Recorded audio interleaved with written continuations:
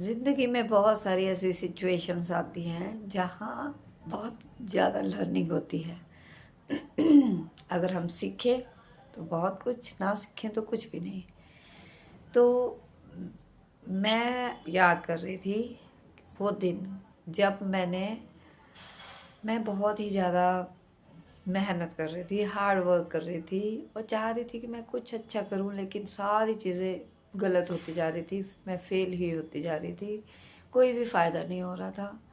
वो टाइम है 2005-06 का, जब मेरा बेटा स्कूल जाने लगा और फिर मुझे लगा कि मुझे कुछ करना चाहिए।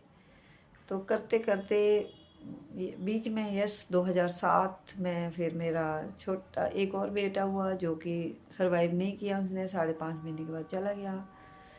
और बीच में फिर मैंने सोचा नहीं जॉब करनी, मैं स्टिचिंग ही करती रही। लेकिन जब वो नहीं रहा तो फिर से मुझे था कि मैं जॉब करूं। जॉब करना मुझे ज़्यादा अच्छा लगता है, ये बिज़नेस मेरे काम का नहीं है। मीन्स स्टिचिंग में मुझे सेटिस्फेक्शन नहीं मिल रही थी।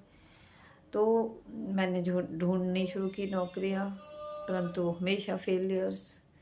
पहले भी फेलियर। एक बार तो ये मुझे याद है कि जब मैं इंग्लिश स्पीकिंग की क्लासेस लेती थी, एक इंटरव्यू एक आया, अखबार में निकला, मैं उस जॉब के लिए गई। उन्होंने मुझे 2-3 दिन के लिए रखा, लेकिन वो काम ना ही मुझे पसंद था। छोटा सा ऑफिस था और मेरी पसंद का काम नहीं था। और तीसरे दिन किसी और को अपॉइंट कर लिया, मुझे मना कर दिया। मुझे बहुत बुरा लगा, मैं अजीब से मूड के साथ वापस आ रही थी। लेकिन नेक्स्ट डे जब मैं फिर से अपनी इंग्लिश स्पीकिंग क्लास में गई, वहाँ 2-3 लेडीज़ थी, हम जो सीख रही थी। मैंने उनके साथ शेयर किया, उन्होंने कहा हमें पैसे तो लेने चाहिए। और हम वहाँ नज़दीक में ही था, वहाँ गए और उनसे अपने 3 दिन के पैसे लिए। फिर अच्छा लगा, पैसे तो मिल गए जो कि काम किया था। तो इस तरह से वो समय निकला।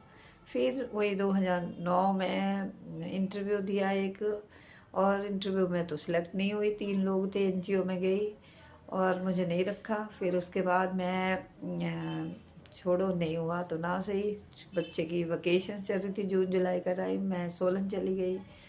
बच्चा क्योंकि बहुत तंग करता था, तो मम्मी मुझे पंडित के पास लेके गई टेवा दिखाने के लिए।